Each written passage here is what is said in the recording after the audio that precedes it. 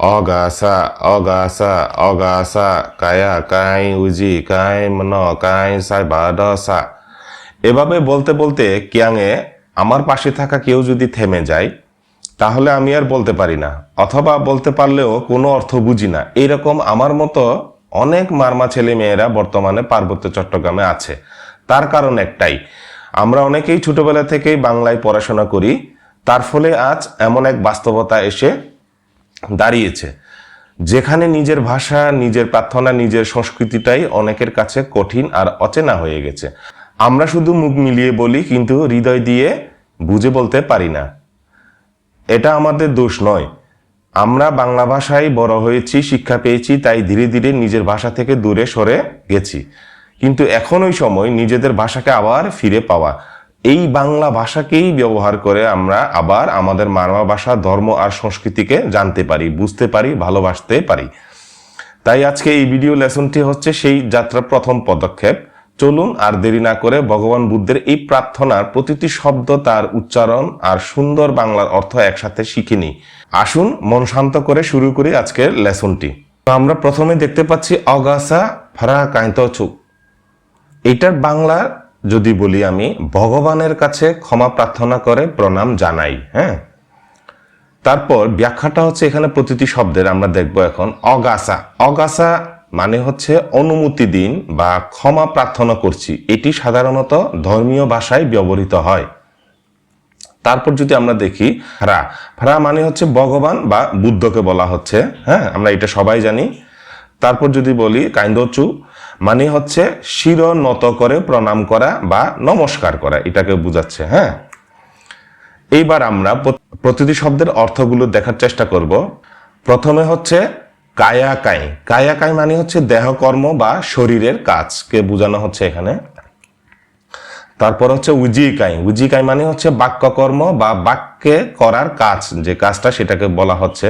তারপর হচ্ছে মনকাই। মনকাই মানে হচ্ছে মনকর্ম বা মনের কাজকে বোঝানো হচ্ছে। তারপর হচ্ছে সাইবা দশা। সাইবা দশা অর্থ হচ্ছে সকল রাগ বা দোষ। তারপর হচ্ছে খাইসিস। খাইসিস মানে হচ্ছে সমস্ত, সবগুলো, সবকিছু মিলিয়ে। তারপর আমরা দেখতে পাচ্ছি এখানে অফ্রয়মিয়া অপংরোগ। এটার অর্থ হচ্ছে সব পাপ ও অপরাধকে বলা হচ্ছে এখানে। তারপর আমরা এখানে দেখতে পাচ্ছি কাইলোয়া, অর্থ হচ্ছে মুক্ত হওয়া বা মুক্তিকে বোঝানো হচ্ছে এখানে। তারপর আমরা এখানে দেখতে পাচ্ছি পিয়াওপা জিখ্রাও। পিয়াওপা জিখ্রাও মানে হচ্ছে বিলীন বা দূর হোক। তারপর আমরা দেখতে পাচ্ছি এখানে অকিউলুঙা। খিউলুঙা অর্থ হচ্ছে কল্যাণের উদ্দেশ্যে বা মঙ্গলার্থে বোঝানো হচ্ছে এখানে। তারপর এটা আমরা সবাই জানি, এটা সহজ আছে। প্রথমা তু দিয়া তা দিয়া মানে হচ্ছে প্রথম, দ্বিতীয়, তৃতীয়। তারপর হচ্ছে তিগ্রিং হয় ক্রিং সুংরিং রাও অ। এটা অর্থ বোঝানো হচ্ছে একবার, দুইবার, তিনবার। এটাও আমরা মোটামুটি সবাই জানি। তারপর এখানে আমরা দেখতে পাচ্ছি ফারারাধনা, তারারাধনা, সাঙ্গারাধনা মানে হচ্ছে বুদ্ধরত্ন, ধর্মরত্ন, সংঘরত্নকে, এই তিনটা রত্নকে এখানে বোঝানো হচ্ছে।